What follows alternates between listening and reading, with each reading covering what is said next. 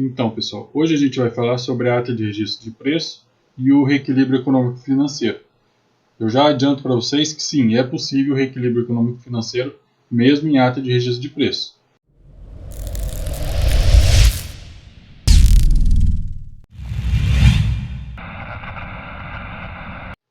Vamos ver o porquê aqui, vamos ver os motivos, né? Se você gosta de aprofundar no tema aí, fica até o fim, porque tem bastante coisa aqui que a gente vai falar, antes de falar propriamente do reequilíbrio, né? Porque tem que fazer toda uma composição aqui, para a gente poder explicar e entender, né? Principalmente entender o porquê que sim, é possível o reequilíbrio econômico mesmo em ata de registro de preço. Então vamos lá. Primeiro, antes de falar da ata em si, a gente precisa falar do sistema de registro de preço, né? Então, da onde que vem a ata de registro de preço? Na verdade, a ata sai do sistema de registro de preço. E o que é isso? O que é esse sistema de registro de preço? É uma modalidade, uma maneira de se contratar, né? Então, a gente pode dizer que tem a contratação direta lá, aquela que após o pregão, após a licitação, o órgão público fica vinculado, né? Tem ali uma certa obrigação para adquirir aquilo que foi licitado, e tem o sistema de registro de preço, que não dá dessa obrigação toda ao órgão público, ali ao órgão licitante, né? Então ele tem a possibilidade de adquirir uma certa quantidade daquele sistema de registro de preço, uma certa quantidade daquilo que ele licitou, dentro do período que normalmente é de um ano, né? Então não tem, e se ele não compra nada também não tem problema nenhum. Então esse é o sistema de registro de preço, né? Como o nome já diz, é um registro de preço. O preço fica lá registrado para o órgão público lá utilizar quando quiser e como quiser. Né? Hoje em dia, a maioria das contratações, a maioria das licitações, né, dos pregões aí, principalmente em prefeituras, está sendo nesse sistema de registro de preço. Principalmente para produtos que são utilizados aí durante o ano, né, que são utilizados aí por um período longo, aqueles que são adquiridos todo mês. E então se usa muito esse sistema de registro de preço. Hoje em dia eu digo para você que ele é mais usado até do que a aquisição em si, né? Ou aquele sistema de aquisição propriamente dito, né? Então a gente precisa entender bem isso, esse sistema, e é dele, né? A partir desse registro de preço, a gente vai ver aqui o que é a ata e tudo mais, né? Mas assim, antes a gente precisa entender sobre o CRP, né? O Sistema de Registro de Preço. Que na verdade é isso, é um pregão, uma licitação normal, tem todo o procedimento normal, todo o processo licitatório, só que em vez de ser um processo de aquisição em si, ou seja, aquele que lá no final a administração pública vai estar vinculada a adquirir aquilo que foi licitado naquela quantidade, no sistema de registro de preço não. Se registra ali uma certa quantidade e dentro daquela quantidade a administração tem ali a discricionalidade de comprar quanto quiser e como quiser, né? Como precisar, na verdade. Então, o sistema de registro de preço, na teoria, né, é para ser utilizado entre outros motivos, né, para que os órgãos possam aderir ao sistema de registro de preço. Né? Então, assim que realizam as compras, de maneira mais ágil e simples, sem o processo licitatório. Então, na verdade, esse sistema também ele é muito utilizado nos processos de carona, né, as caronas de licitação. Por quê? Porque um órgão público, né, um órgão licitante lá, ele faz todo o processo licitatório, faz todo lá o processo do pregão e tudo mais, e ali surge uma ata de registro de preço, surge um vencedor. Né? Tem uma empresa lá que é a vencedora e é ela que vai ter ali a ata de registro de preço em seu nome. A partir disso, a partir desse sistema registrado, desse preço registrado nesse órgão público, qualquer outro órgão público pode aderir a esse registro de preço. Né? Então, qualquer outro órgão público que está dentro do mesmo sistema ali, né? Vamos usar como exemplo aqui o Comprasnet, lá no Sistema de Administração e Serviços Gerais, né? Que adere a esse sistema. Então, os órgãos públicos que aderem a esse sistema e que fazem parte ali, né, do Comprasnet, eles podem aderir a essas atas e já contratar, já solicitar ali o produto utilizando esse sistema, né, utilizando essa ata de registro. Então, daqui que vem o termo carona, né? Na verdade, um órgão público pega carona no processo do outro. Né? Um faz todo o processo, todo o trâmite e tem o preço registrado lá. O outro vem e se utiliza desse processo, né, daquele registro, dessa ata, para fazer a aquisição, né? Então ele não precisa ali fazer todo esse processo. Esse sistema de carona, né, na verdade é um pouco mais complexo, tem que aderir, né, os órgãos públicos têm que aderir, tem a questão da quantidade, que se limita, né, a uma certa quantidade para carona, né, ou não, e esse é assunto para outra aula, né, aqui a gente está falando da ata em si, mas só para a gente saber do porquê do registro de preço, né. Um dos motivos do registro de preço seria esse, para tentar facilitar aí, principalmente para aqueles órgãos que não compram certos produtos rotineiramente, né? Vai precisar comprar um produto lá esporádico, alguma coisa assim, que aquele órgão não tem um conhecimento profundo sobre aquele produto, aí teria que pesquisar e tudo mais para criar o processo licitatório, para daí fazer a aquisição, às vezes a quantidade é baixa, né?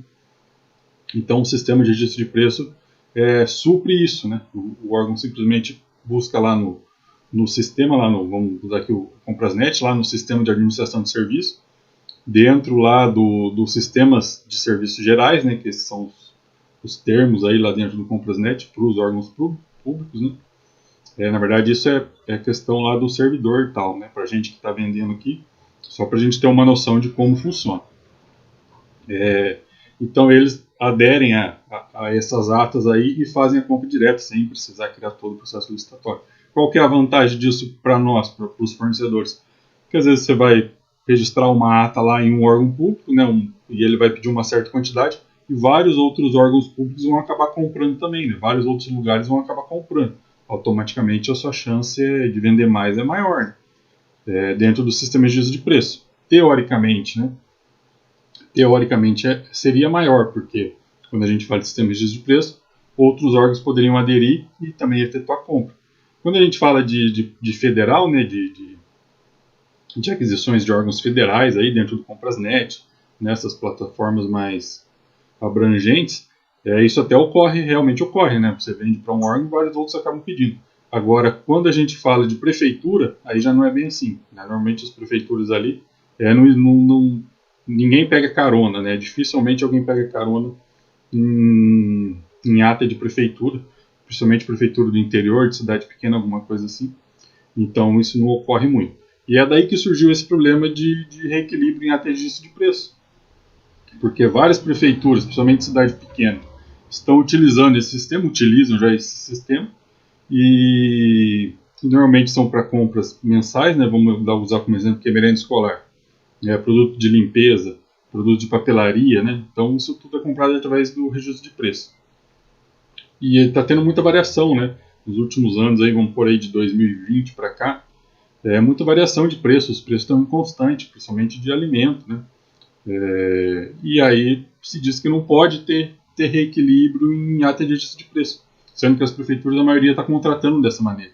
Então daí que surgiu toda essa questão, que vamos tentar explicar agora, o porquê que pode, né? Então aqui nós já entendemos o que é esse registro de preço, o que é a ata, né? Porque a ata é o documento que sai desse sistema de registro de preço, é como se fosse um contrato, né? A gente não pode dizer que é um contrato, porque não cumpre todos os requisitos ali do contrato administrativo, vamos ver também. Mas é um pré-contrato, né? Então, a ata de registro de preço, na verdade, ela é um pré-contrato, né? Então, a ata de registro, ela garante a celebração de um contrato com o vencedor, né, do processo licitatório, e após a ata é que se celebra o contrato com o vencedor ou vencedores, né? O vencedor pode celebrar contrato com vários órgãos que aderirem a essa ata, que é a chamada carona, né? Então, aqui, como eu já expliquei, a carona de licitação, né, comumente chamado, é isso. São quando outros órgãos aderem a uma ata e se utilizam daquele processo ali para fazer a compra. Então, o vencedor, ele celebra essa ata, né, ele adere, né, a essa ata que surge desse processo todo. Então, ali, e dessa ata deveria sair o contrato, né? Então, a partir dessa ata, o órgão público deveria celebrar, né, fazer um contrato e assinar com esse vencedor ou esses vencedores e dali efetuar as compras, né? A partir do contrato efetuar as compras. Na prática, o que acontece? E a jurisprudência já está unânime isso, né? Hoje em dia, não se celebra mais contrato, né? Da própria ata já se gera o empenho e já se faz a compra. Então aqui foi o segundo problema que surge no registro de preço, do reequilíbrio de preço, né? Porque não tem contrato, né? Quando a gente fala de registro de preço, o contrato virou a ata, né? Então quando a gente fala de registro de preço, o contrato é a ata. Mas a ata ela não é contrato, porque ela é um pré-contrato, né? Porque ela não preenche os requisitos ali de um contrato administrativo. E aí começa a emaranhar de dúvidas, né? Porque a ata não é contrato, é pré-contrato. Mas ela está servindo para fazer a contratação, porque não estão mais fazendo o contrato da ata para daí emitir o empenho. Da própria ata já está emitindo empenho, né? Então, vamos seguir em frente aqui para a gente explicar. Na prática é isso que está ocorrendo, né? A ata, apesar de não ser um contrato, ser um pré-contrato, mas ela está servindo de contrato, porque a partir dela já se está emitindo empenho. Mas vamos dizer aqui por que a gente não pode chamar a ata de contrato. Então a ata de registro de preço é um instrumento auxiliar, né? E é a partir desta ata que será celebrado o contrato entre o particular e a administração. Como eu falei, na verdade, na prática isso não está ocorrendo. O que está ocorrendo é que da ata já está saindo um empenho. Então a ata, mesmo sendo um pré-contrato, né, ela gera o vínculo obrigacional, né, porque ali está apresentado os deveres e obrigações das partes. Então a partir disso, como a ata, ela já diz tudo praticamente, né, o contrato seria uma repetição da ata. Até por isso que a jurisprudência aí, os órgãos fiscalizadores, né, TCU, TCE, né, já admitiram, já reconhece, e a jurisprudência toda nesse sentido, que você não precisa fazer um contrato, porque na verdade o contrato seria uma repetição da ata. A ata, apesar de não ser um contrato, tem força de contrato, né? Então ela gera o vínculo obrigacional, porque ali tem todos os deveres, obrigações e todas as especificações dessa compra, né? E o contrato seria simplesmente uma repetição, então não tem por que fazer contrato, né? Mas, né, conforme o decreto, que aqui é o decreto do Sistema de Registro de Preço, que é o 7.892 de 2013, tá? O decreto 7.892 de 2013, que essa aqui né, pode dizer que é a lei do Sistema de Registro de Preço, e lá nesse decreto, o artigo 2º, inciso 2, né, ele diz, né, a ata de registro de preço é um documento vinculativo obrigacional com características de compromisso para futura contratação, em que se registram os preços, os fornecedores, os órgãos participantes, as condições a serem praticadas, conforme as disposições contidas no instrumento convocatório e propostas apresentadas. Ou seja, a ata tem tudo, quase tudo, né, podemos dizer assim, quase tudo que o contrato precisa ter. Né, porque ali vai estar o preço, vai estar os fornecedores, né, quem ganhou, vão estar os participantes, até né, quem perdeu, todas as condições da entrega, como que a entrega tem que ser feita, quando, né? E ainda vai ter ali as condições lá do edital, né? Tudo o que o edital compôs lá e disse vai estar ali na ata, e inclusive as propostas, né? Os preços. Mas se a ata tem tudo isso, então por que ela é um pré-contrato e não um contrato mesmo, né? Porque na verdade faltam alguns requisitos, né? Pelo menos segundo a doutrina e a jurisprudência, faltam alguns requisitos que estão previstos lá na Lei 8666, na Lei Antiga de Licitações, né? Lá no artigo 55, lá tem todos os requisitos de um contrato administrativo.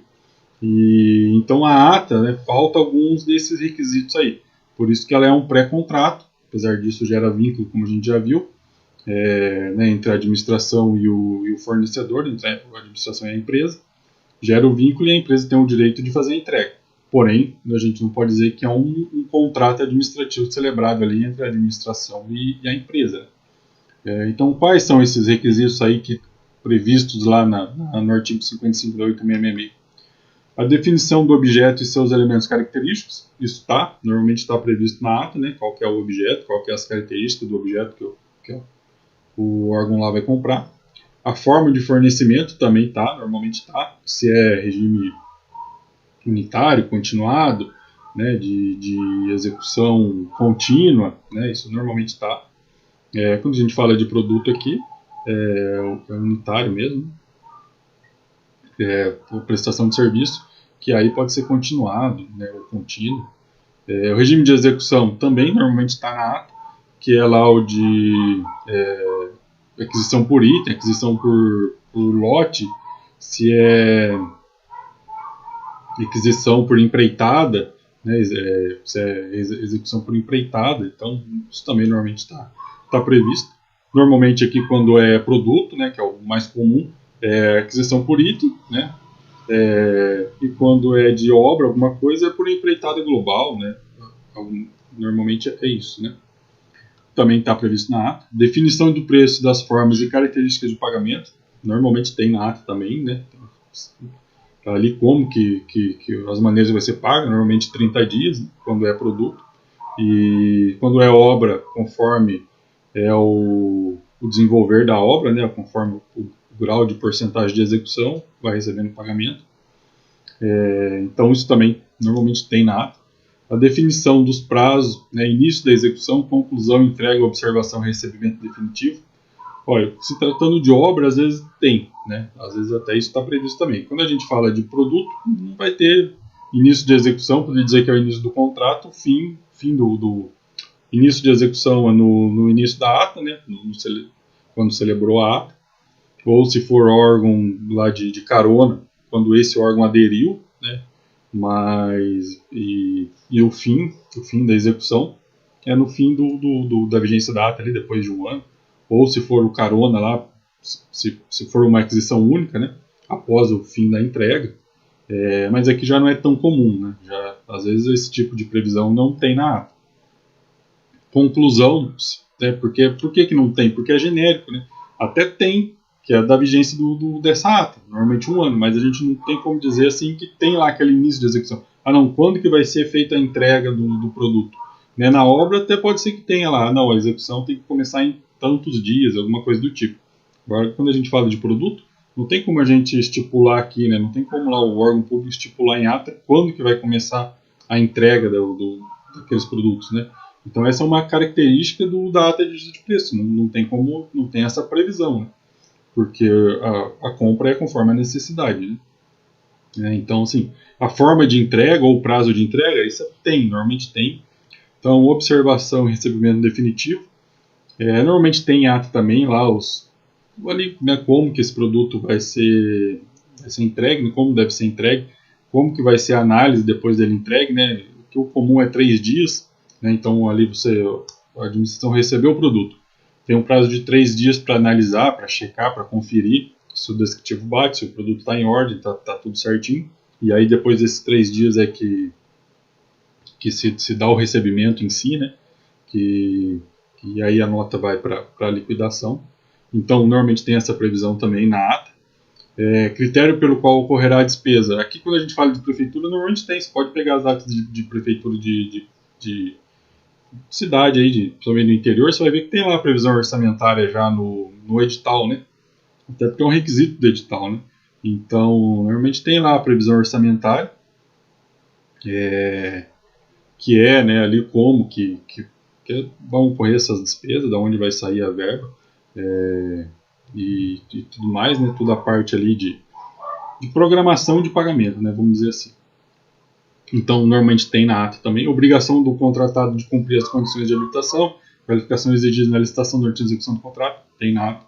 A apresentação de uma forma de garantia para assegurar a execução total do contrato, quando exigido. Normalmente tem também, né? Quando exigida, vai estar na ata. Assim como no edital, né? Isso aqui também, muito do que está aqui também já tem lá no edital. Responsabilidades e direitos das partes, como penalidade, valores de multa e tudo mais, também tem no edital também.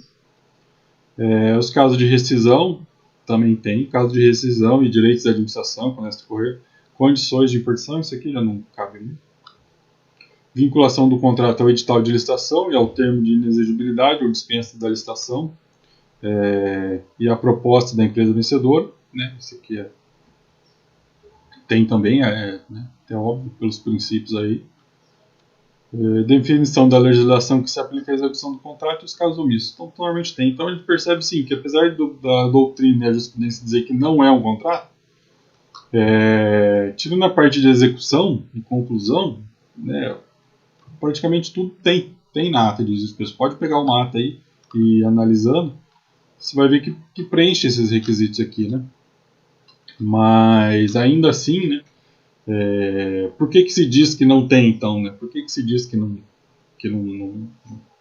não é não se pode reequilíbrio de preço em ata, né? Então vamos seguir aqui, né? Antes de falar do motivo que pode, né, vamos falar o porquê não pode, né? Por que não pode? Apesar de na prática, se você pegar a ata, você vai ver que preenche os requisitos aqui, né? Pode ser que não preencha claramente, que é isso que é a questão, né? Às vezes não é ali aquela previsão ali, né, propriamente dita ali, tal, minuciosa, né? Mas é meio genérica, é meio abrangente demais. Então por isso que mesmo assim ainda não se considera a ata como um contrato, né? Até porque a ata, né, ela é um documento que informa tudo o que ocorreu no certame, né? Tudo que ocorreu ali na parte de lances, né? De disputa e tudo mais, né? Então, assim, ela seria até mais abrangente que o contrato, porque além dessas previsões todas, que normalmente tem em ata, e tem no contrato, no edital, ela ainda traz toda essa parte de ali do que ocorreu no certame, né? E então, né, esse é um dos motivos também que não se pode chamar ela de contrato, é o pré-contrato. Porque na essência, né, na essência seria o quê?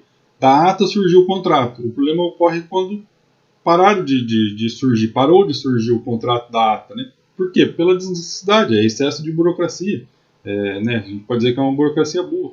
Você já tem a ata, já tem ali o vínculo, especificado tudo. Aí disso você ainda tem que gerar um contrato para assinatura, para e tal, né? E tudo tem prazo e tudo mais, para daí sair o empenho, para daí, então assim, se tentou simplificar, né? E então, por mais que a ata não seja um contrato, né?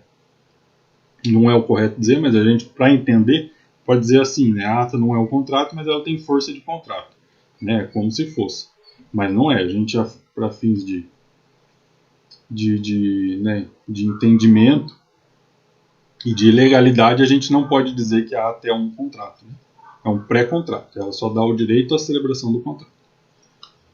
Então vamos lá. Por que então aí, né, se diz que não pode se reequilibrar preço em ata? A essência do motivo, já adianto aqui, é por isso, porque a ata é considerada um pré-contrato e não um contrato. E, né, teoricamente, o reequilíbrio só pode ocorrer em contratos e não em pré-contratos, né? Então, assim, para simplificar, é isso, né? Mas vamos ver a fundo aqui agora. Da onde que sai isso, né?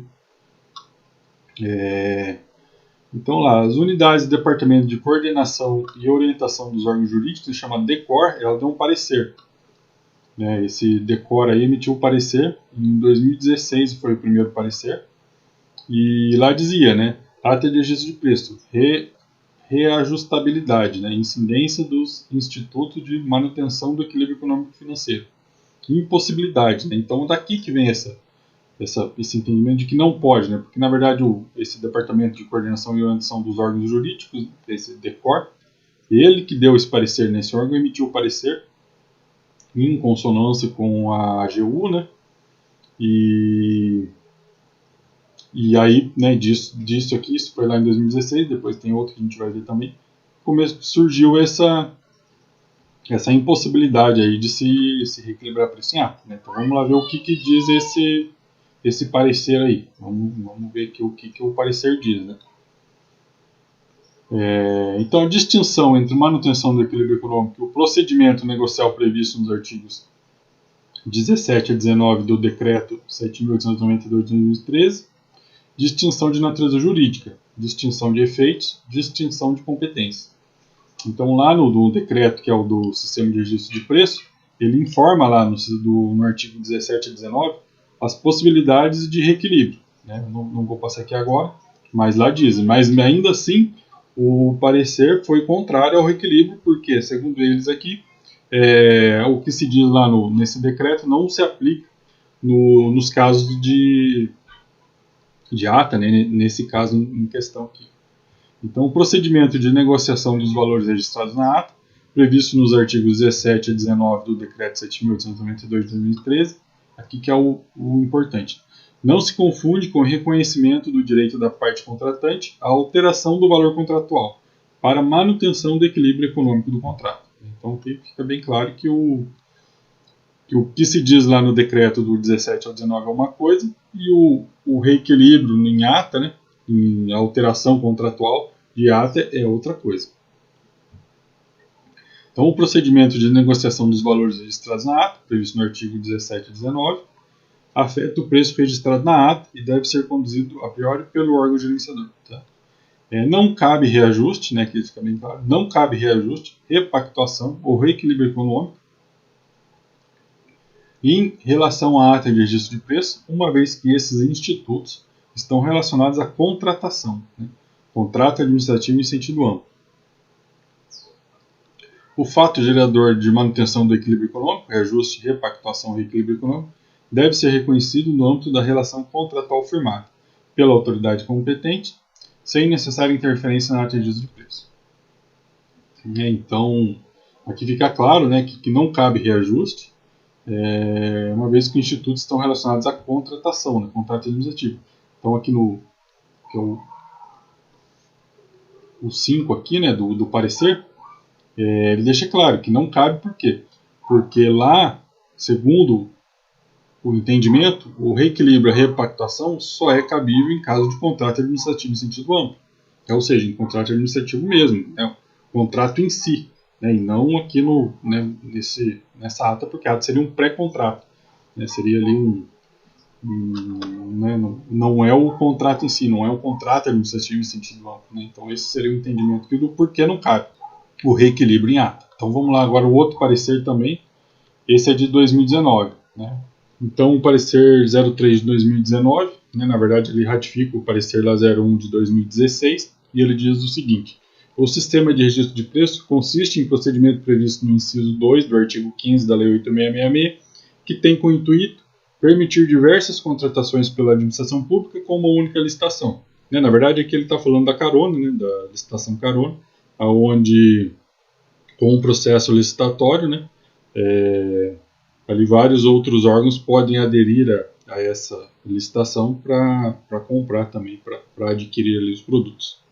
Então aqui está falando da licitação carona.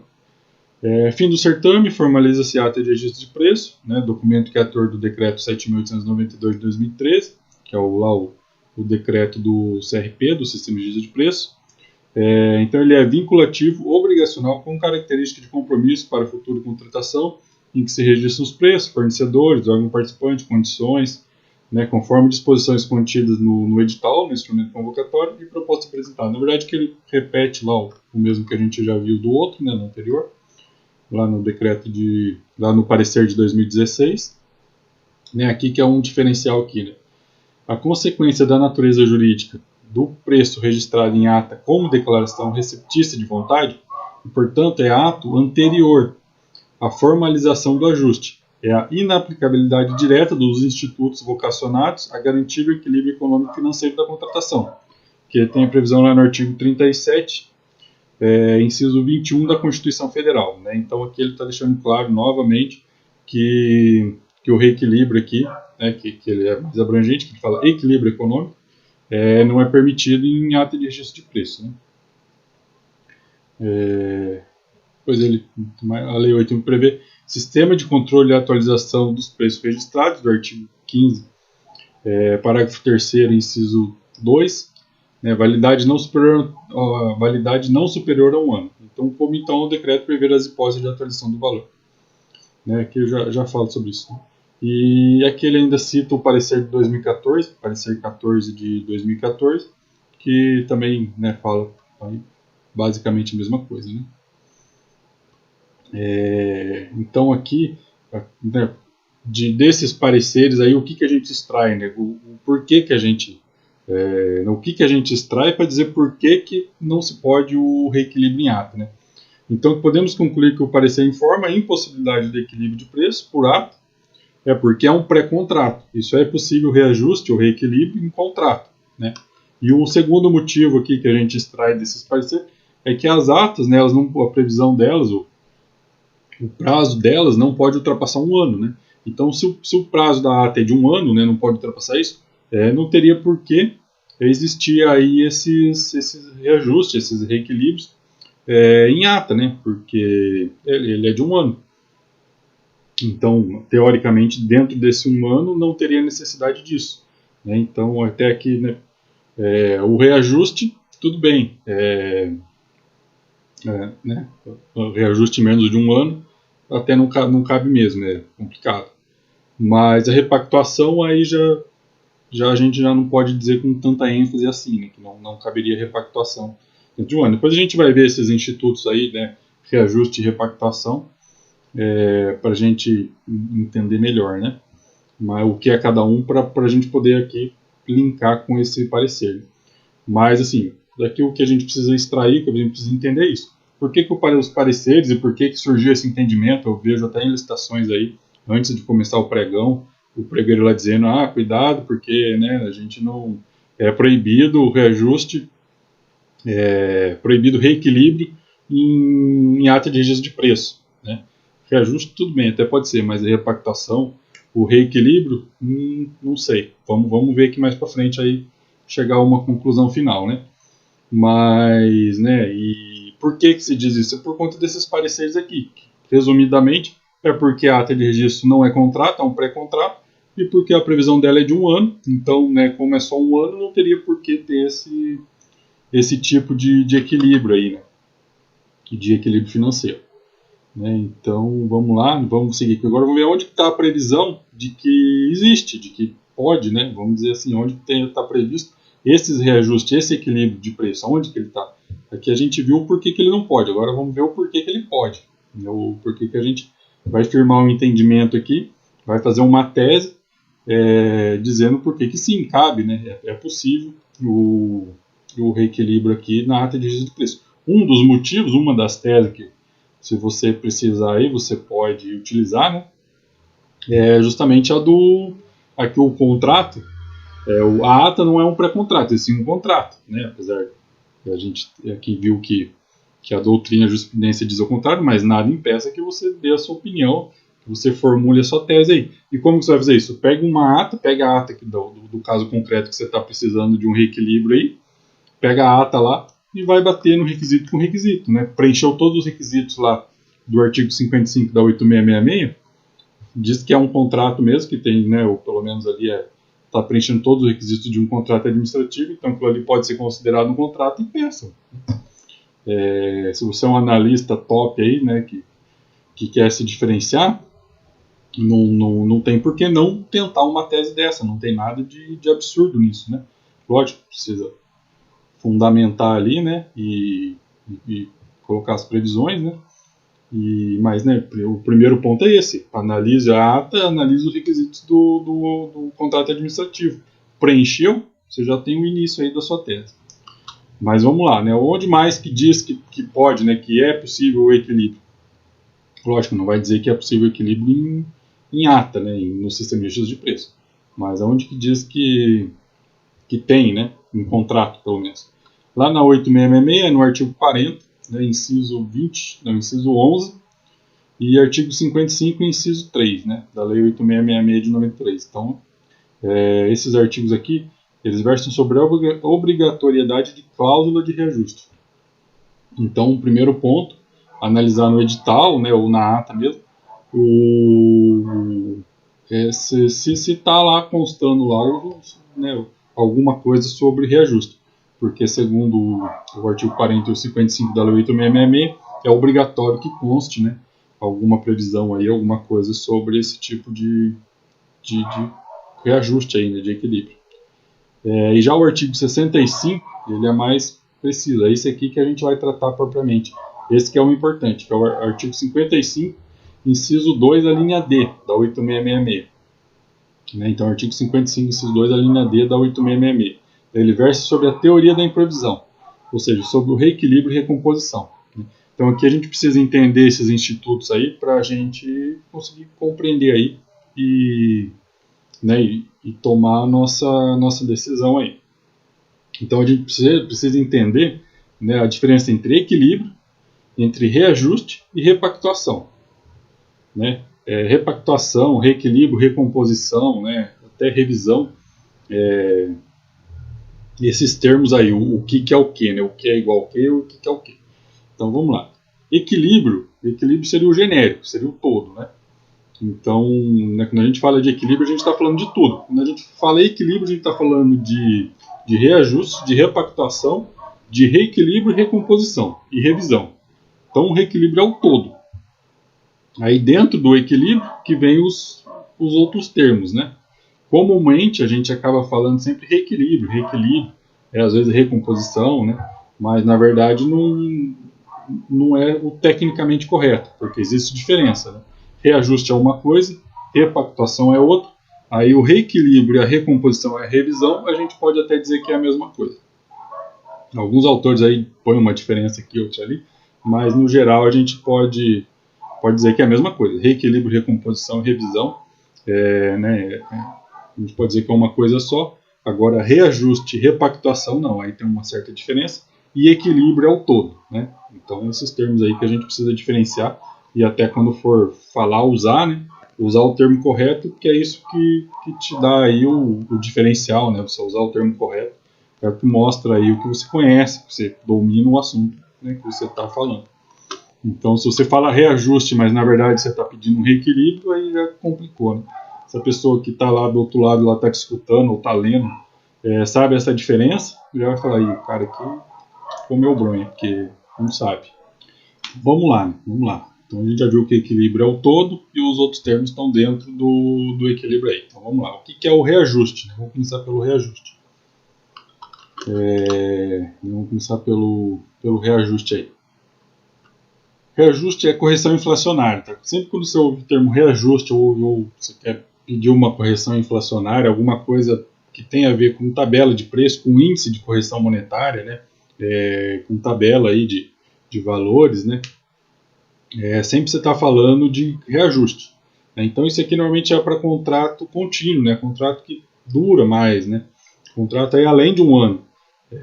Então aqui é o primeiro ponto do porquê que o reajuste não caberia em ata. Porque se a ata tem vigência de um ano, para a gente falar de correção inflacionária, correção monetária, a gente tem que esperar no mínimo um ano. Né? Após o período de um ano aí, é que se vê os índices, né, de correção dessas tabelas aí, e aí se corrige o que precisaria. Né?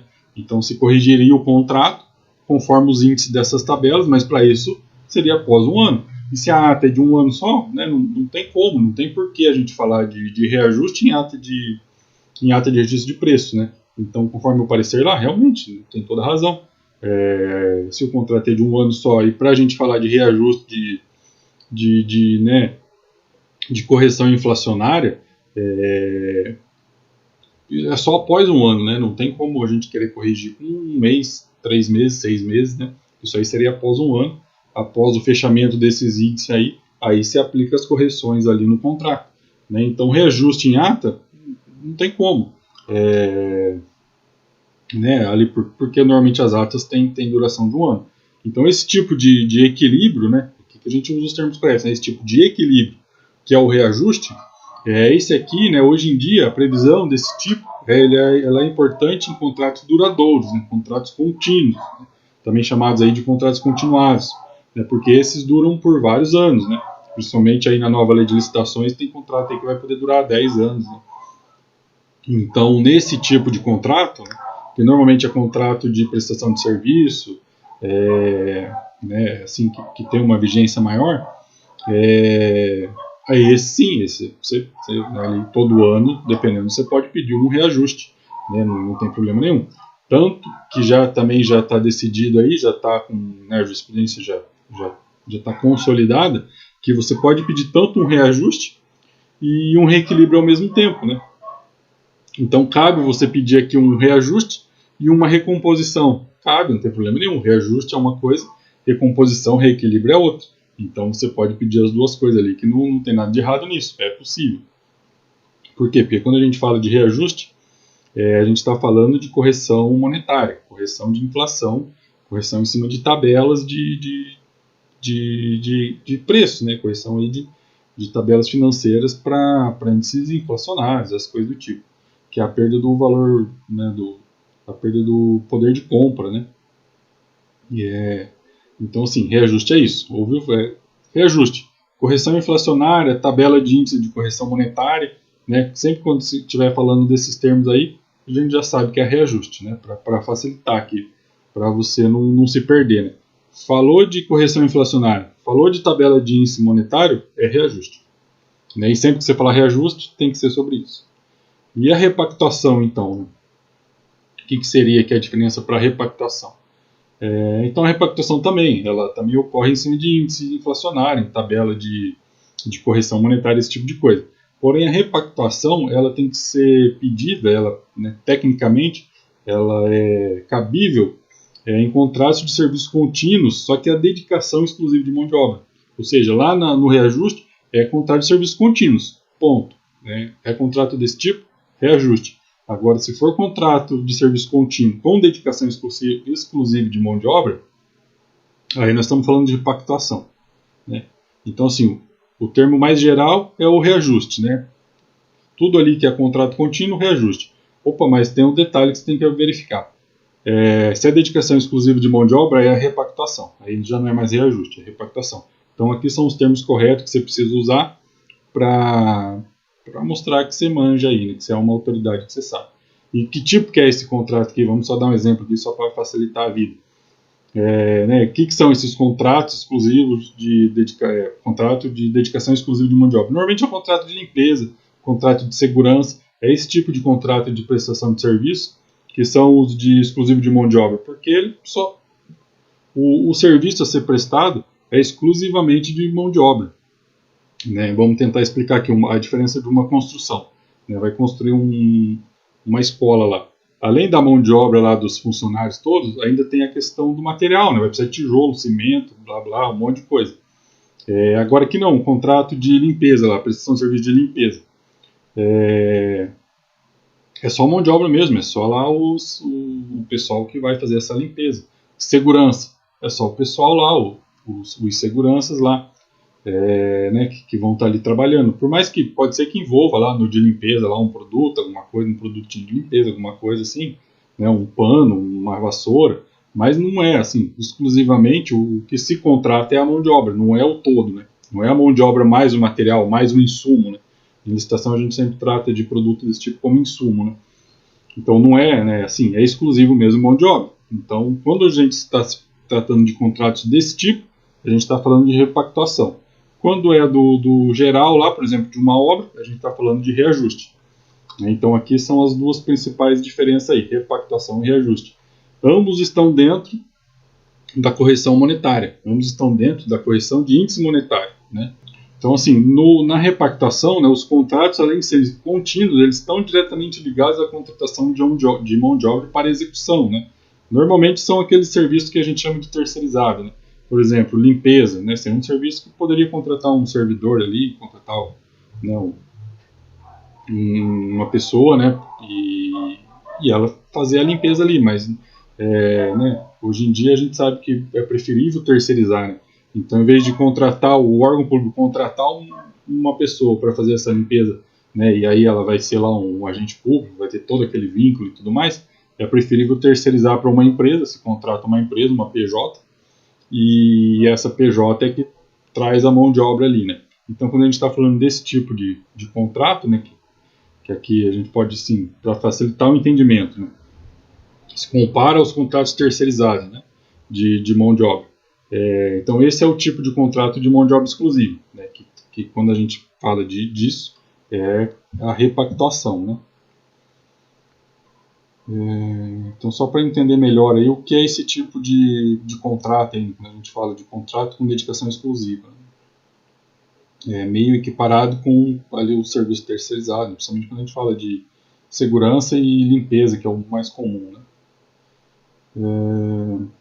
Então, esses são chamados de reajuste em sentido lato. Tá? Esse tipo de reajuste aí tem a ver com a inflação, com tabela monetária, com correção, ele é chamado pela doutrina de reajuste no sentido lato, né? Que ele seria alha ou ordinária, né? Porque assim, esse tipo de reajuste, os critérios estão previstos lá no edital, né? Normalmente todos esses critérios, essa questão toda, nesse tipo de contrato, né, que tem essa questão. Se você pegar um contrato de produto, né, compra de produto, de contratação exclusiva, contratação única, né? Normalmente não vai ter isso, né? Mas nesse tipo de contrato, que é contrato de serviço contínuos, os contratos contínuos de prestação de serviço, normalmente eles vão ter essas previsões, né? Então por isso que é uma área ordinária, porque já está no edital, já está previsto ali. Normalmente ele já tem até os termos, o reajuste, a tabela que vai ser usada para aquele reajuste. Então está tudo ali, não tem muito o que se discutir, né? Porque já está no edital, já vai estar até na ata provavelmente. Na ata não, porque a ata não cabe, né? Vai estar lá no edital, né? Quando é uma contratação normal, né? Sem ser registro de preço. Né, já vai estar tudo lá. Então ali um reajuste ordinário, está tudo previsto, né? Não tem muito o que se discutir. Então, para resumir, sempre que a questão for de reajuste de preço com base em tabela inflacionária, estamos falando em reajuste de repactuação. Tá? Então, sempre que for tabela inflacionária, ajuste monetário, né, alguma coisa desse tipo, a gente está falando de reajuste ou de repactuação. A gente já viu, né? Reajuste o geral, repactuação para mão de obra exclusiva. Né? Então, assim, né, se for contrato continuado com prestação exclusiva de mão de obra, normalmente, que são normalmente os serviços terceirizados, né, a gente está diante de repactuação, e se não for, né, se não for ali de serviço de prestação exclusiva de mão de obra, a gente está diante do reajuste. Só um resumo aqui para facilitar. Agora vamos para o reequilíbrio, né? O reequilíbrio, a recomposição, a revisão. O que é isso aí? Que a gente vai tratar da mesma coisa, tá? Sem diferença. Reequilíbrio, recomposição e revisão é a mesma coisa. Então, trata-se de estabelecer as condições iniciais da propositura do preço. Neste caso, existe uma alteração nas regras do contrato. O reequilíbrio vai além do preço. Né? Então, assim, vamos tentar explicar aqui. O reequilíbrio ele não é só uma questão de preço, de subir o preço. Tá? E aqui, quando a gente fala, a gente tem que ter em mente também que esses reajustes, repactuação, todo o equilíbrio, seja ele qual for, ele pode ser para mais ou para menos. Né? Não quer dizer que só vai subir o preço. A administração também pode baixar. Né? Pode fazer pode fazer lá um reequilíbrio e baixar o preço. Né? É possível. Então, assim, e os motivos para se pedir um reequilíbrio, ele vai além só do preço. O preço subiu, o preço baixou. Não é isso. Né? Se o preço simplesmente subiu, você pode até pedir um reequilíbrio. Cabe o pedido, cabe, mas normalmente vai ser negado. Porque não é só isso, não é só uma questão ali de preço. Né? O reequilíbrio ou a falta dele trazem consequências práticas para a administração e para o particular. Não é uma simples recomposição de preço, né, com base em inflação, ou seja o que for. Né? Então, ali, quando se pede o reequilíbrio, normalmente é uma questão além do simplesmente subir o preço, subir o valor. Mas para que isso aconteça, é preciso que haja um evento imprevisível, ou até que eram imprevisíveis, mas de consequências incalculáveis. Então, isso que a lei diz, né? Isso que aquele artigo 65, lá, inciso 2, ele trata disso, né? De que para se caber o pedido de reequilíbrio, não é só o preço subiu, o preço baixou, não é só isso. Precisa ter ali algum evento imprevisível, né? Alguma coisa que aconteceu durante esse contrato aí, que fez essa alteração de preço, né? E é alguma coisa assim que não tinha como saber que isso ia ocorrer. Ou até podia saber que pode ser que lá na frente, no mês tal, aconteça alguma coisa assim. Tudo bem, a gente sabe que pode ser que aconteça, mas não sabe a consequência disso, né? Não sabe o que vai acontecer depois disso. Depois a gente entra um exemplo aí para tentar explicar melhor, né? Elucidar isso. Né? Então esse tipo de reequilíbrio, né? Eles são considerados a área extraordinária, né?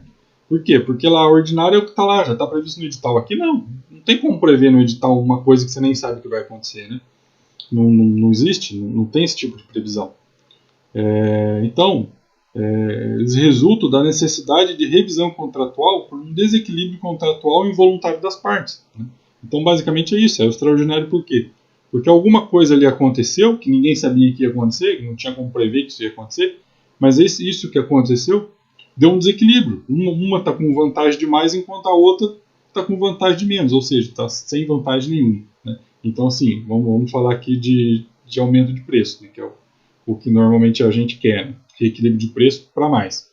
Aconteceu alguma coisa lá que o preço foi lá em cima, você estava pagando R$10 no produto, aconteceu alguma coisa, esse produto foi para 20 e você vendeu ele a 15. você está tendo prejuízo, né? Porque você pagava 10, ganhava 5, né? Pagava 10, vendeu a 15.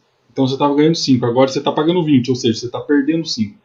Por outro ponto, por outro lado, a administração está ganhando muito. Por quê? Porque se ela fosse licitar hoje esse produto, se ela fosse fazer um orçamento hoje desse produto, provavelmente ele estaria lá 25, 30. E ela está pagando 15. Né? Então veja, né, o desequilíbrio. Enquanto a administração está ganhando muito, porque ela está pagando muito barato, pagando muito pouco num produto, o fornecedor está em prejuízo, né? Ou seja, está perdendo muito. Então ocorreu um desequilíbrio grande aí, né? E assim, por alguma coisa que não era previsível, que aconteceu e não tinha como saber o que ia acontecer. Então podemos resumir que a recomposição, o reequilíbrio, a revisão é estabelecer o equilíbrio entre a administração e o particular, não onerando demasiadamente uma parte em detrimento da outra. E a alteração ocorre por uma questão extraordinária nos preços. Então é isso, aconteceu alguma coisa lá que os preços subiu, ou vamos imaginar o contrário também, a administração está pagando 20. Sei lá o que aconteceu, alguma coisa lá, tem muito produto no mercado. O produto hoje está custando 10, né? E aí, cabe um reequilíbrio, é só a administração. Aí a administração pede o reequilíbrio para baixar esse preço, né? Para trazer ele ali um preço condizente com o mercado. Também é possível. Né? Por quê? Porque aí o fornecedor estaria ganhando muito e a administração estaria perdendo. Né? O desequilíbrio aqui foi ao contrário. E a questão é o seguinte, as relações sempre têm que estar equilibradas, né? Sempre tem que ter ali né, uma certa justiça, vamos dizer assim, nessa relação contratual.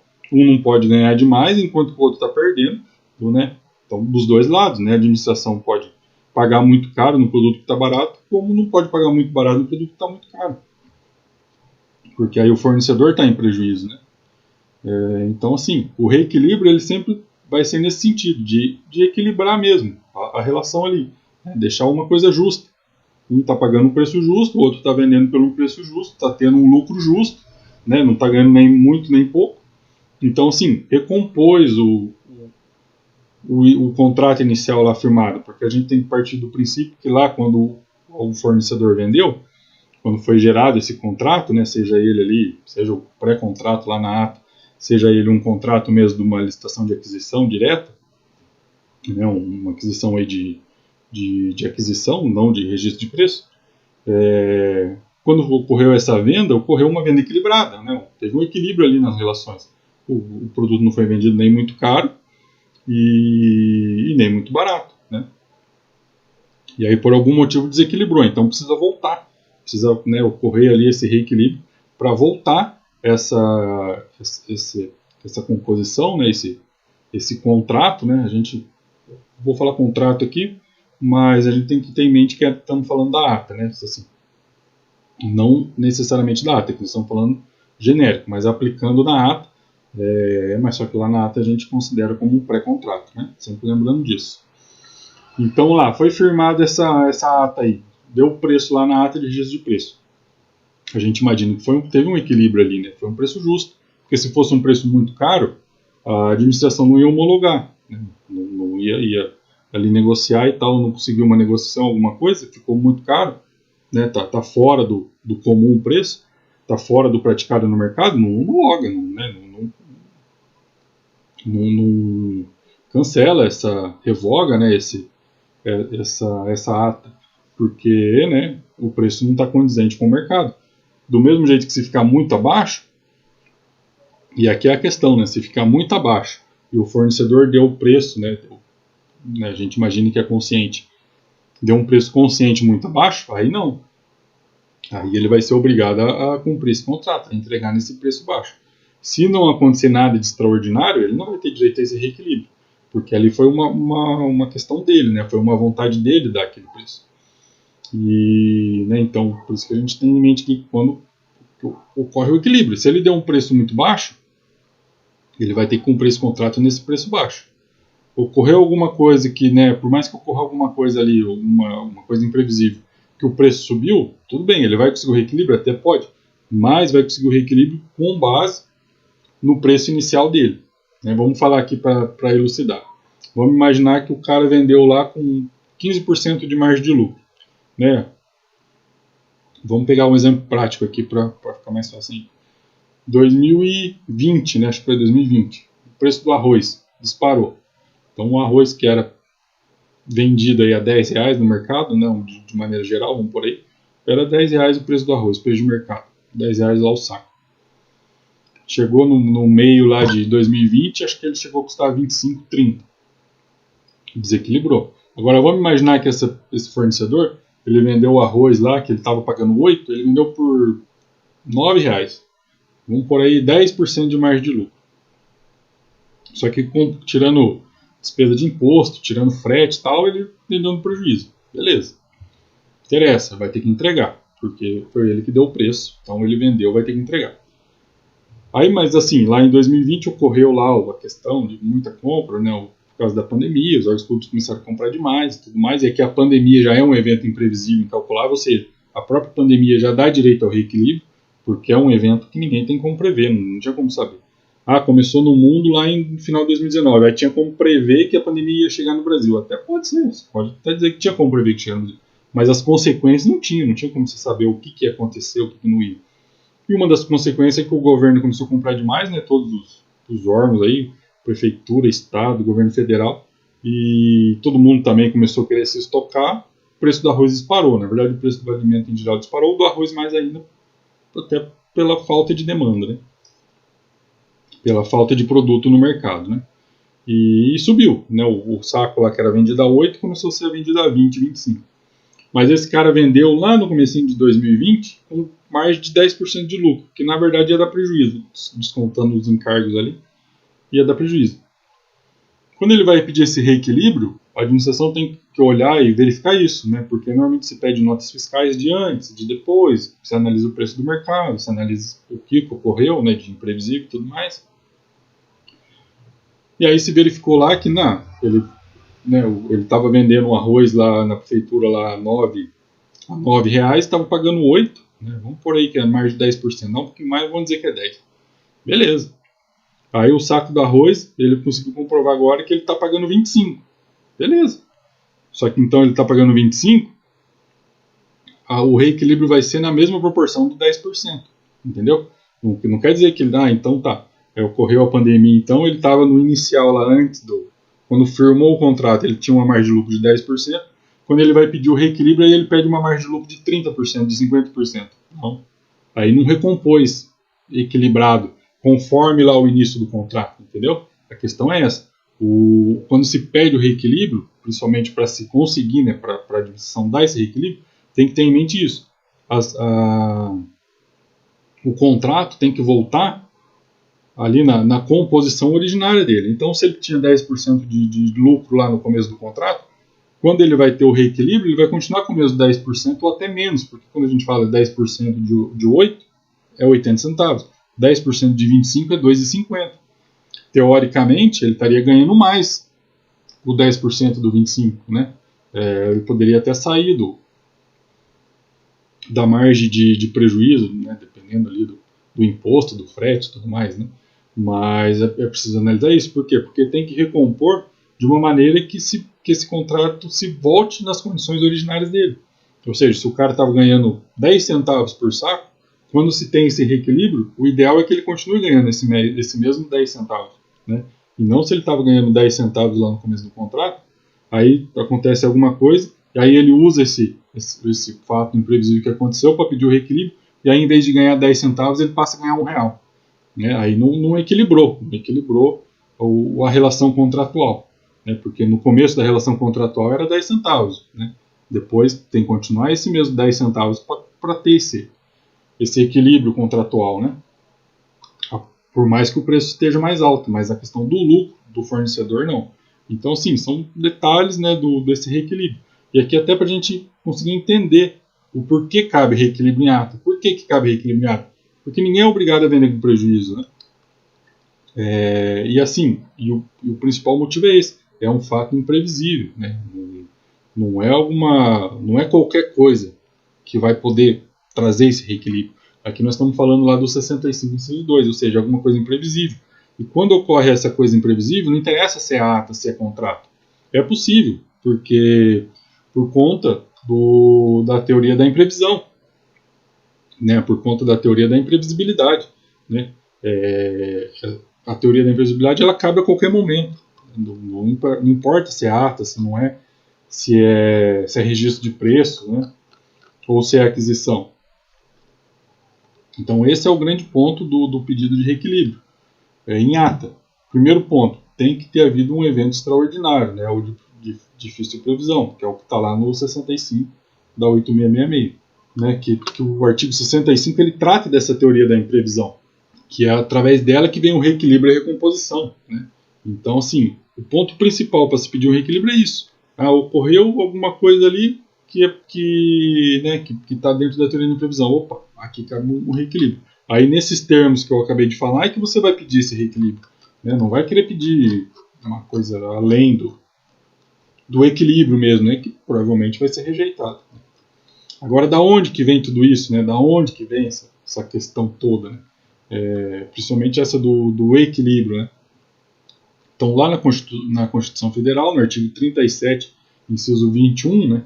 A Constituição já diz lá, ela garante, né? O que ela fala lá? Garantir aos particulares o direito à manutenção das condições efetivas da proposta. Então, assim, quando a gente está falando de reequilíbrio, reajuste, né, de equilíbrio em si, a gente está falando de um direito constitucional. Porque lá no artigo 37, inciso 21 da Constituição, quando fala lá de licitação, ele fala, garantindo aos particulares o direito à manutenção das condições efetivas da proposta. Ou seja, lá na Constituição já está garantindo que o contrato pode ser revisto, né, tem essa condição de manter o equilíbrio. Né? Por quê? Porque tem que garantir as condições lá iniciais da proposta. Então, se lá na proposta, lá quando foi a fase de lança, lá quando surgiu o preço, né, o preço final lá que foi homologado, a margem de lucro do fornecedor era 10%, a gente tem que entender que essa margem aí tem que ser do começo ao fim do contrato. Né? É lógico, ninguém vai trabalhar com uma margem de 10% porque é muito baixa, mas 20%, 30%. Aí deu uma variaçãozinha de 3%, 5%, beleza, ninguém vai pedir reequilíbrio. Porque, né, querendo ou não, está garantido as condições. Não é 1%, 5% que vai dar todo esse desequilíbrio. Agora, quando a gente fala de um aumento de preço muito grande, né, onde o fornecedor ali, que ele estava trabalhando com uma certa margem, ele foi zeloso na sua proposta, não vendeu lá com preço baixíssimo. Ele, né, foi zeloso, vendeu com preço justo ali, com uma margem de lucro razoável, e por algum motivo isso subiu demais e aí ele está em prejuízo. Essas condições efetivas da proposta que a gente está falando. É aqui que cabe o reequilíbrio para manter ali a condição inicial lá. É isso que a Constituição quis garantir, né? Para não onerar demais aí, né? Para a administração não onerar demais o fornecedor, o particular, né? E deixar ele trabalhar em prejuízo, né? Então aqui aí na lei nova, né? A lei nova tem a previsão lá na lei 1433 de 2021, o artigo 124, inciso 2 da linha D. Você percebe que o inciso a linha é a mesma da 8666. Só o artigo que, em vez de ser o 65, é o 124. E aí, mudou um pouquinho, mas é basicamente a mesma coisa. Então, para restabelecer o equilíbrio econômico-financeiro inicial do contrato, né, em caso de força maior, caso fortuito ou fato do príncipe, ou em decorrência de fatos imprevisíveis ou previsíveis de consequências incalculáveis, que inviabilizem a execução do contrato, tal como pactuado, respeitada, em qualquer caso, a repartição objetiva de risco estabelecida no contrato. Né? Então aqui ele quer dizer o quê? Né? Que ocorreu um fato imprevisível, um caso fortuito, uma força maior, ou algum fato previsível, mas de consequência incalculável. O que é isso? Né? Isso aqui é a teoria da imprevisão. Né? É aquela teoria da imprevisão, ela abrange tudo isso aqui. Então ocorreu alguma coisa disso, e isso que ocorreu, né, esse fato, ele está inviabilizando a execução do contrato. Ou seja, ocorreu uma força maior lá, alguma coisa de força maior. No caso,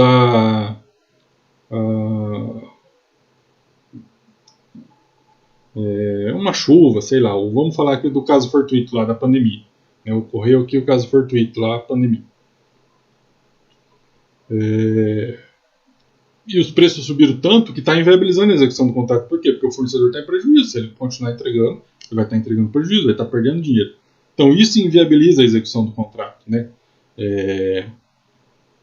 Então, isso daria o ensejo aí para que se peça um reequilíbrio para se restabelecer aqui as condições iniciais lá do contrato. Né? Então vamos ver lá na 8666, lá, que é o 65, inciso 2 da linha D. Para restabelecer a relação que as partes pactuaram inicialmente entre os encargos do contratado e a retribuição da administração, para a justa remuneração da obra, serviço ou fornecimento, objetivando a manutenção do equilíbrio financeiro inicial do contrato, na hipótese de sobrevirem, que volta a mesma coisa, fatos imprevisíveis ou previsíveis, porém de consequências incalculáveis, retardadores ou impeditivos da execução do ajustado, ou ainda, em caso de força maior, caso fortuito, o fato do príncipe, configurando a área econômica extraordinária e extracontratual. Então aqui a gente percebe que no 8666 foi um pouquinho além, na lei nova deu uma enxutada aí, né? Uma resumida, mas é basicamente a mesma coisa. Ocorreu um fato imprevisível, é a teoria da imprevisibilidade. Cabe reajuste, cabe a repactuação de preço, cabe ali, né, ao contrato, ao equilíbrio do contrato, manter o contrato equilibrado, não onerando demais uma parte, né, em detrimento da outra, né, não uma tendo muita vantagem e a outra tendo prejuízo. Né. Então, assim, ocorreu isso, sempre que ocorrer isso, cabe o reequilíbrio. A repactuação, né? Porque ajuste não. Né? Reequilíbrio, repactuação, revisão. Então, sempre que ocorrer algum fato desse, né, fato imprevisível, força maior, caso fortuito, sempre vai caber aqui o reequilíbrio de preço. Seja na ata, seja no contrato mesmo. Né? Então, temos que ter em mente que o fato temos que ter em mente que o fato aqui não quer dizer apenas fatos da natureza, né? Não estamos falando só isso. Ou catástrofes naturais, né?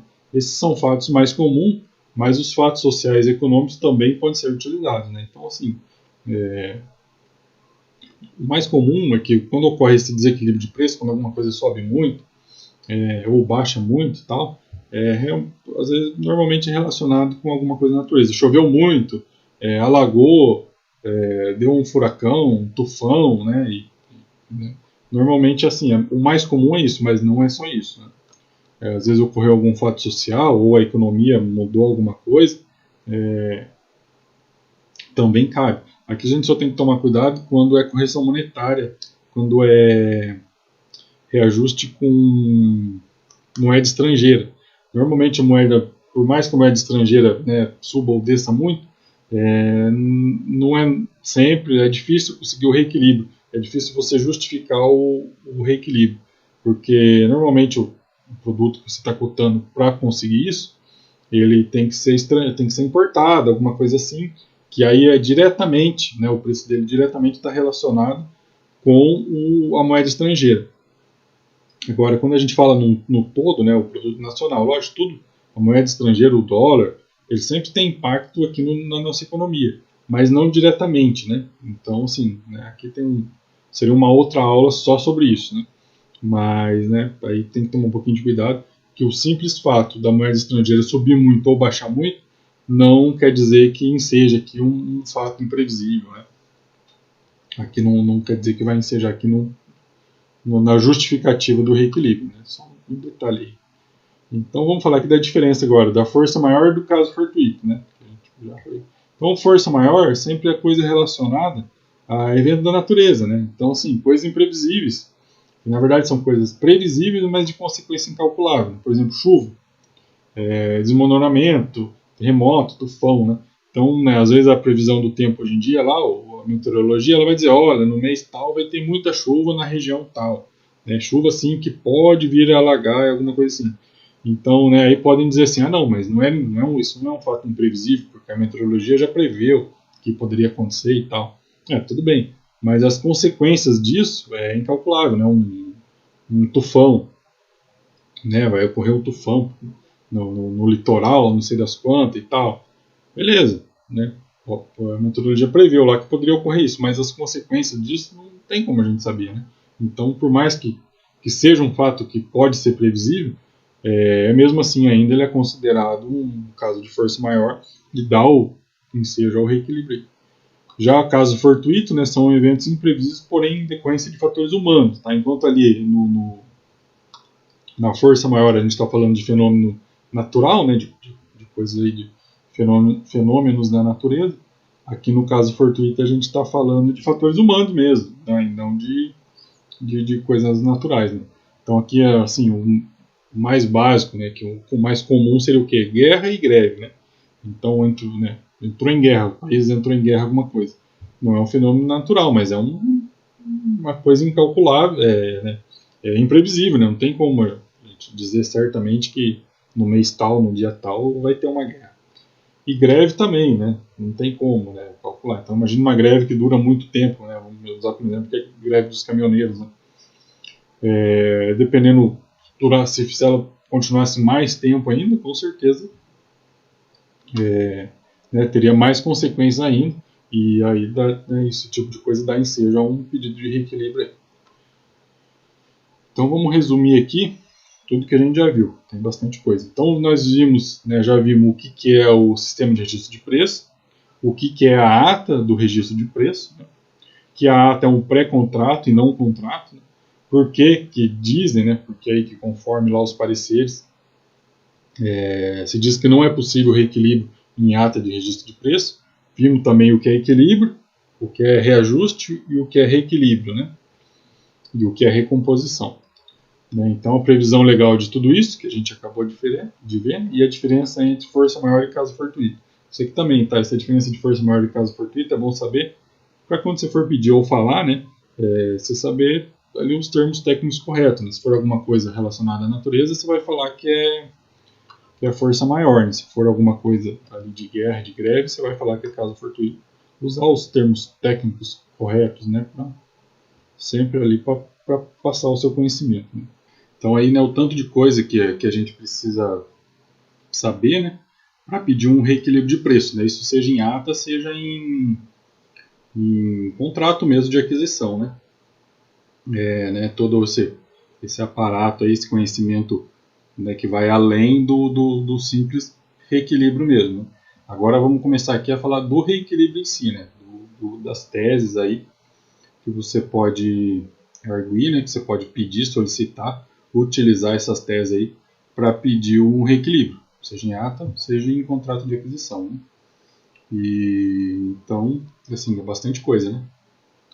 Aí o pessoal que, né, meio preguiçosão aí, chega, né, se for o empresário, não adianta, vai ter que correr atrás, porque senão vai ficar no prejuízo. Agora, se o cara é funcionário, ele chega pro patrão e fala, não, aqui não tem como pedir reequilíbrio não, porque é ata.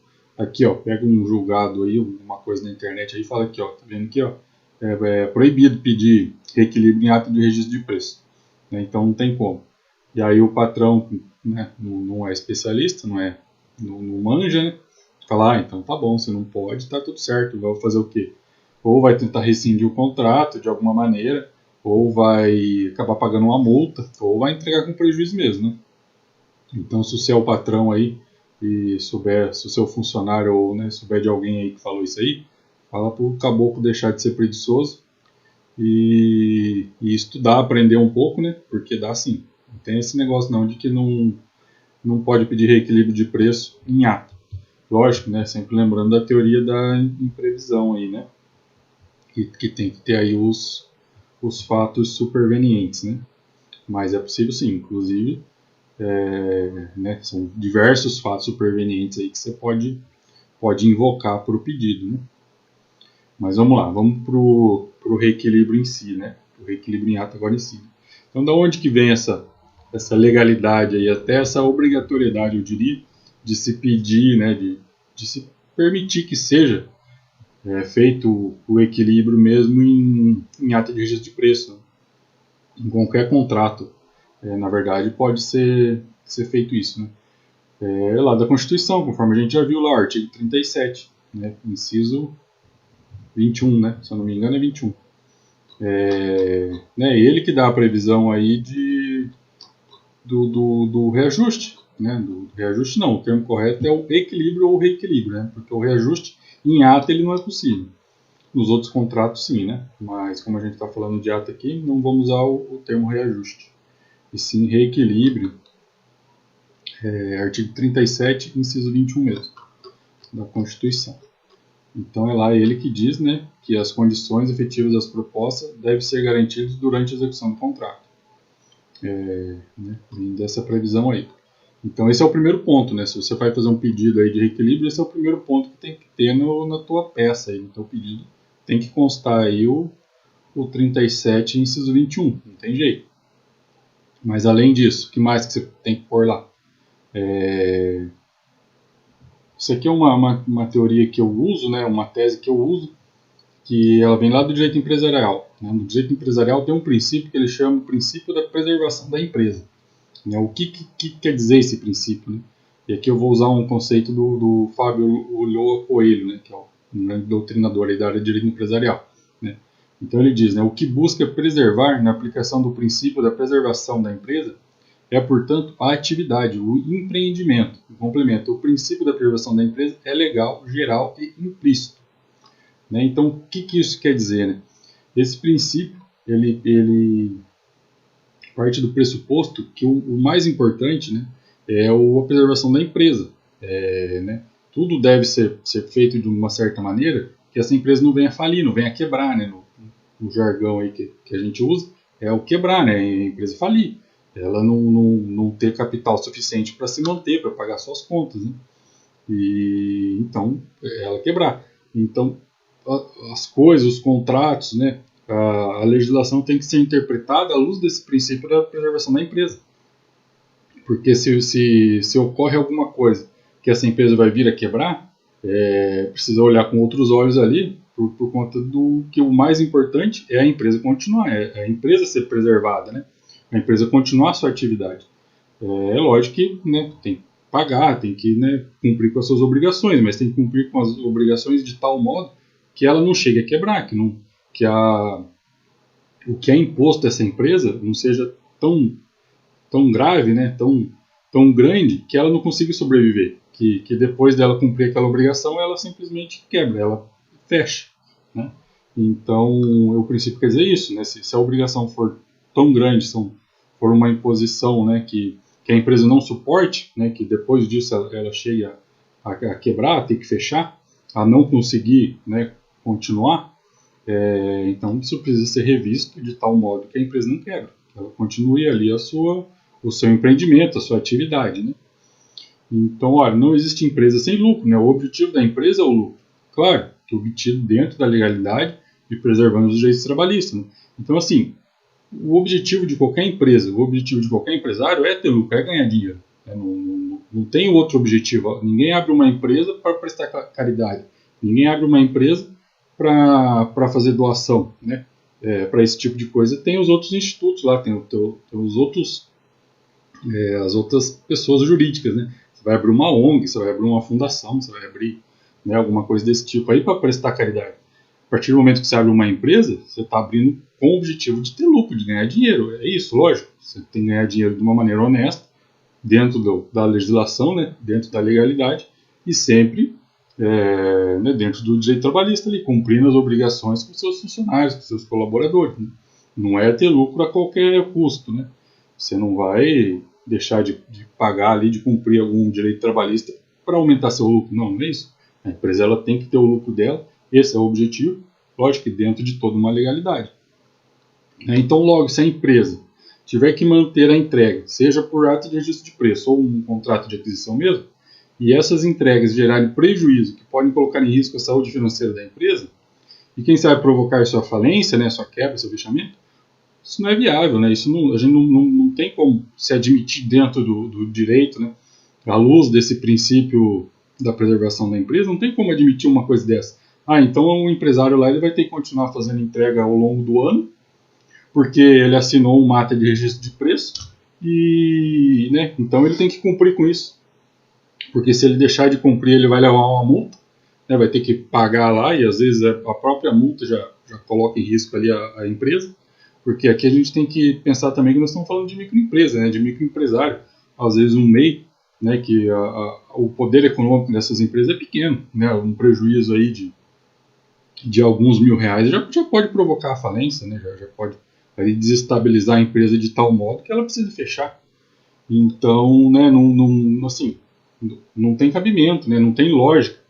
E aqui, à luz do princípio da preservação da empresa, não tem legalidade da gente dizer que a empresa é obrigada a cumprir um contrato desse, né, entregando com prejuízo, comprovadamente entregando um produto com prejuízo. E o pior, né, não é fazer uma entrega, fazer uma entrega ao longo do ano. Né, ficar um ano entregando produto com prejuízo, isso assim, não tem cabimento dentro do, né, à luz do direito, principalmente à luz do direito empresarial. Então, por isso que eu digo, seja ata de registro de preço, seja contrato, é cabível sim reequilíbrio de preço. Não tem cabimento obrigar uma empresa a fazer entregas com prejuízo.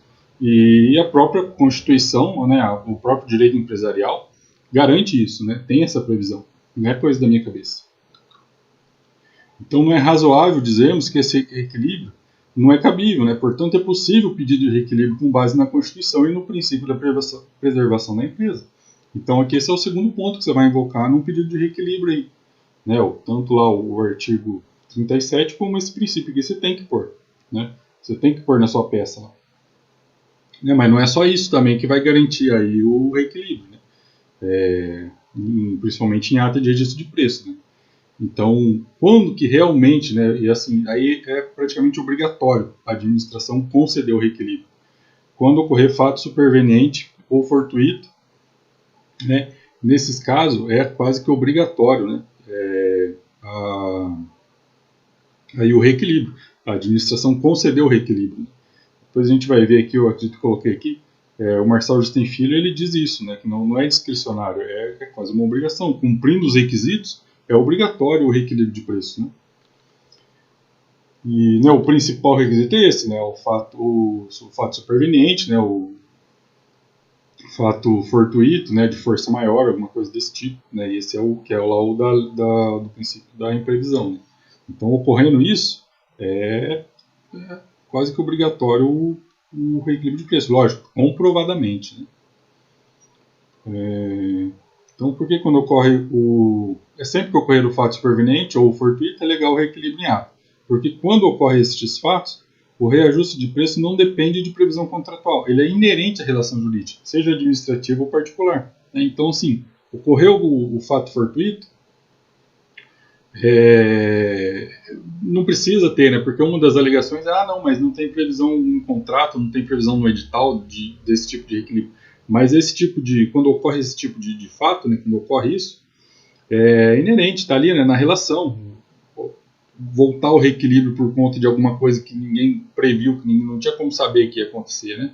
Então, né, por isso que sempre que ocorrer aí a teoria da imprevisão, é possível sim pedir esse equilíbrio independente de previsão contratual, de previsão em edital, né, seja do que for. Por isso, sempre que ocorrer os casos elencados no artigo 65, inciso 2º, a linha D, a Lei 8666 de 93, ou, né, esse é do artigo 65, inciso 2º, a linha D, é da Lei 8666 de 93. O artigo 124, inciso 2º, a linha D, é da Lei 14.133, né? Então, sempre que ocorrer qualquer fato, né, seja de uma lei ou da outra, o reequilíbrio deve ocorrer. Né? Não é discricionária a administração, né?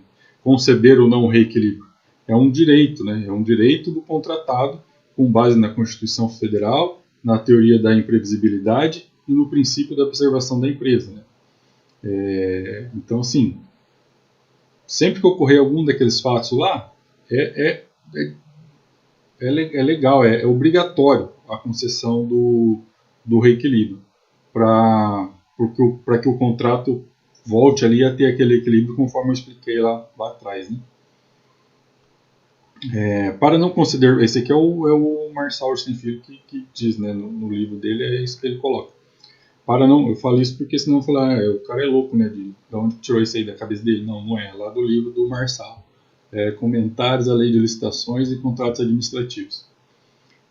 Para não conceder o benefício, a administração precisa demonstrar algum dos fatos abaixo, ou seja, quando você faz um pedido bem feito de reequilíbrio, né, com base em lei, né,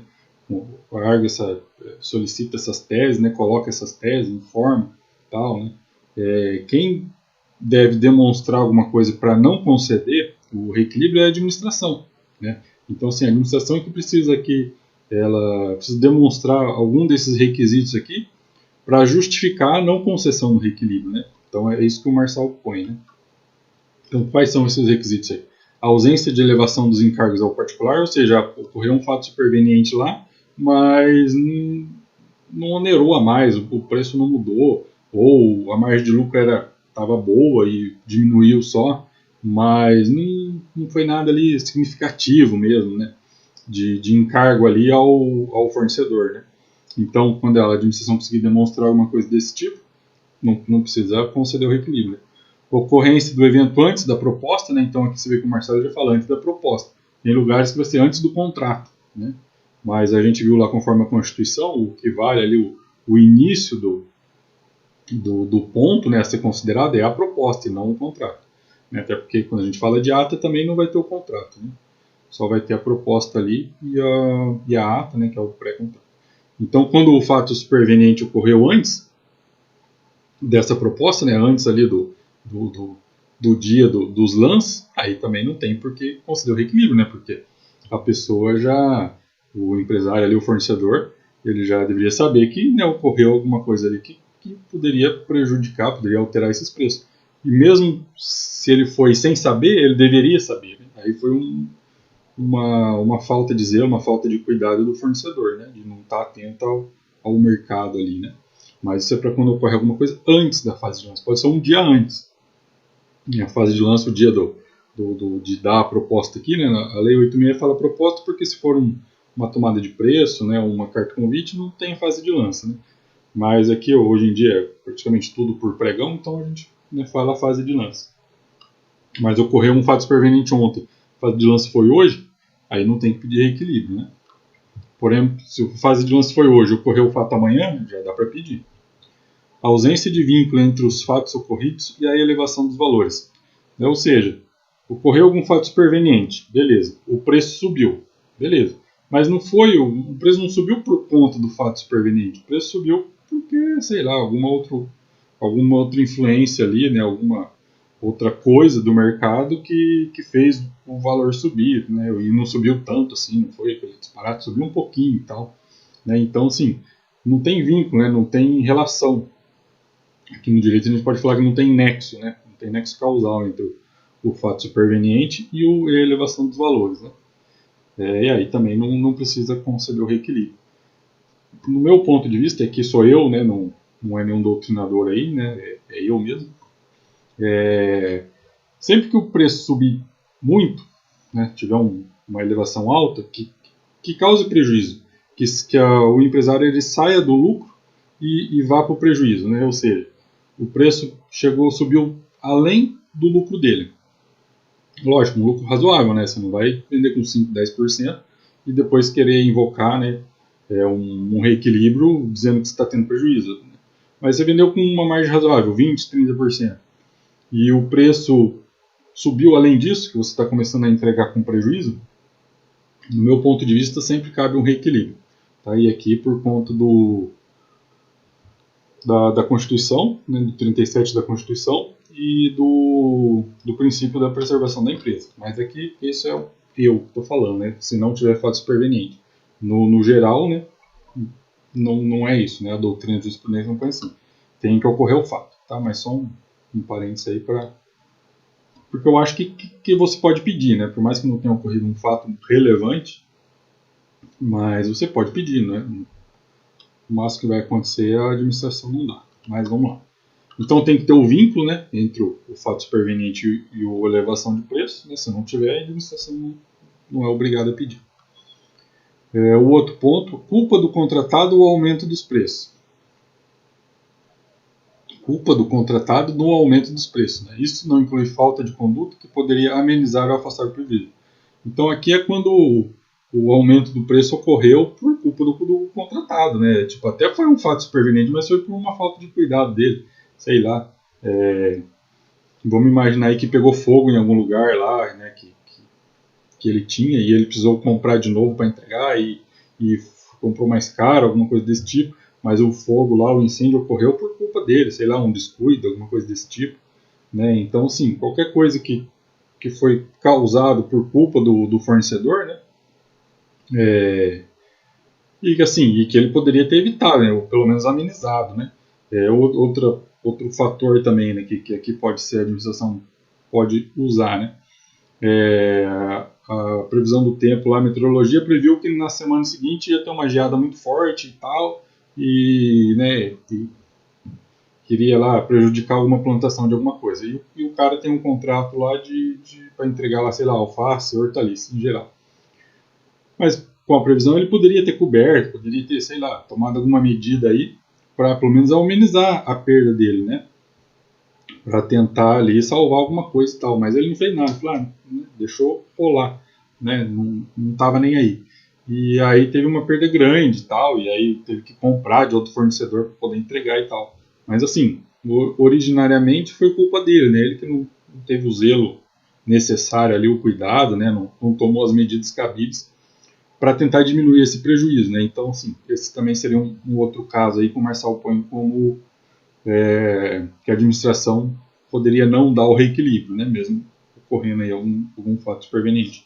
Então, assim, esses são os 4 requisitos, né? Que se coloca para negar o reequilíbrio quando ocorre um fato superveniente.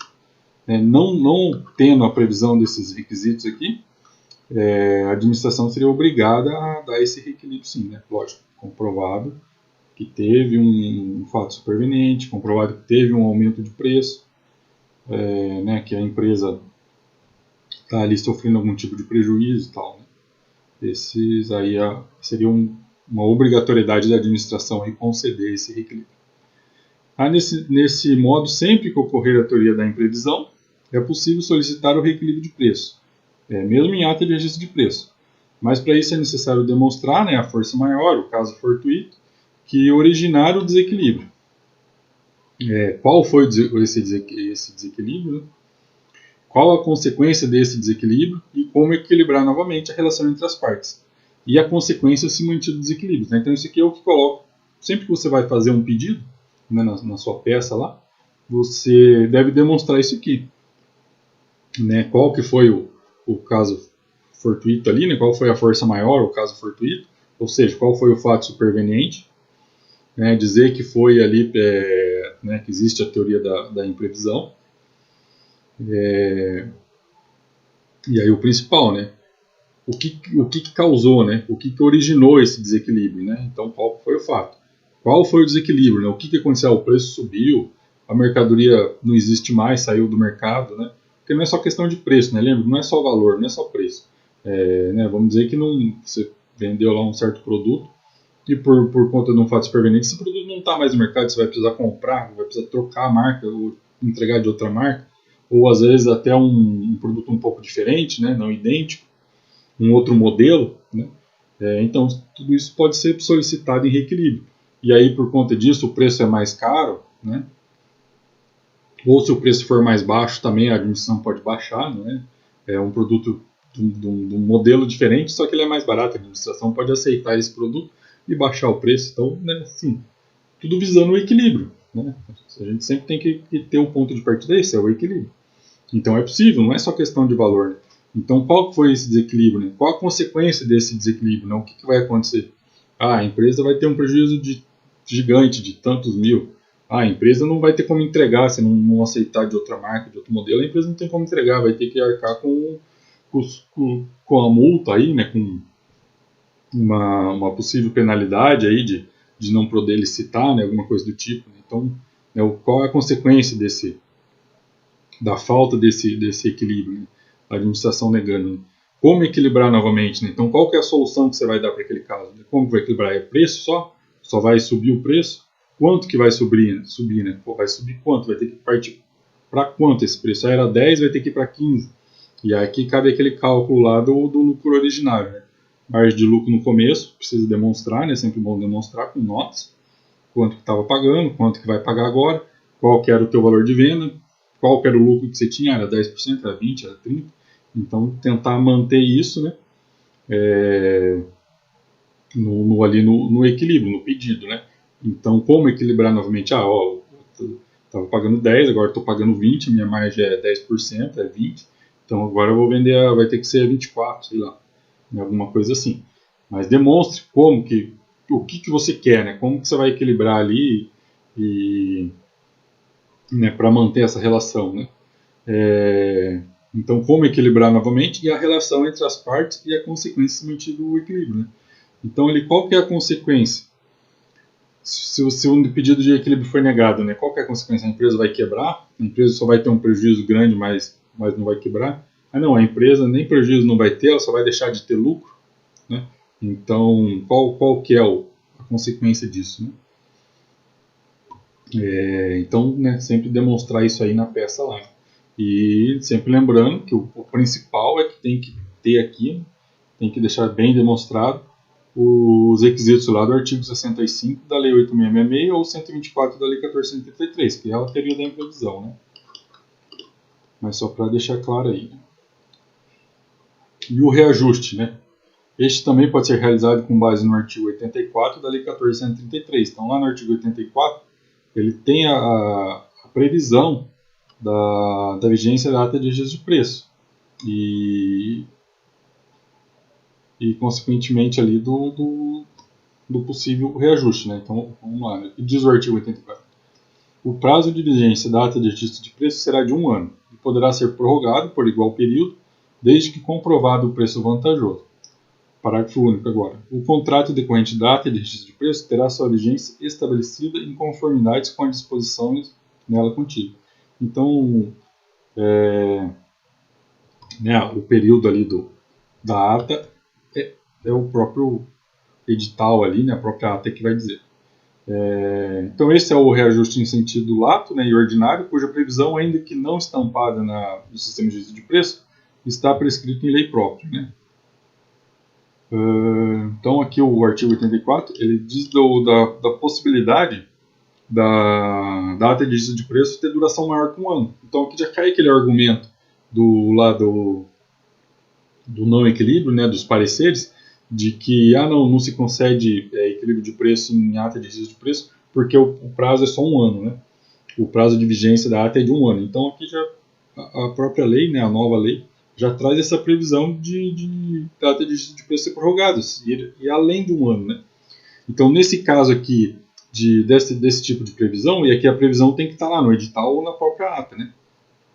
Então, tendo esse tipo de previsão na ata de registro de preço, aqui a gente já volta a falar do reajuste, né? Lembra lá do reajuste? Do equilíbrio lá, conforme a inflação, conforme a atualização monetária, conforme tabelas, né, de monetárias aí, tabela de inflação, de defasagem e tudo mais.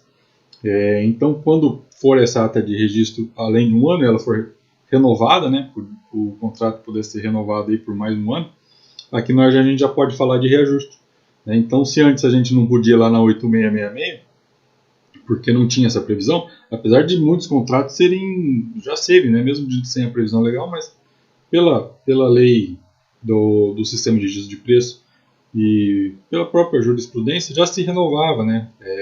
Mesmo licitações por sistema de registro de preço já se renovava. Mesmo com a vigência da Lei 866, os contratos pela 866 já se renovavam. Mas agora tem a previsão, né, mais expressa aqui na Lei nova.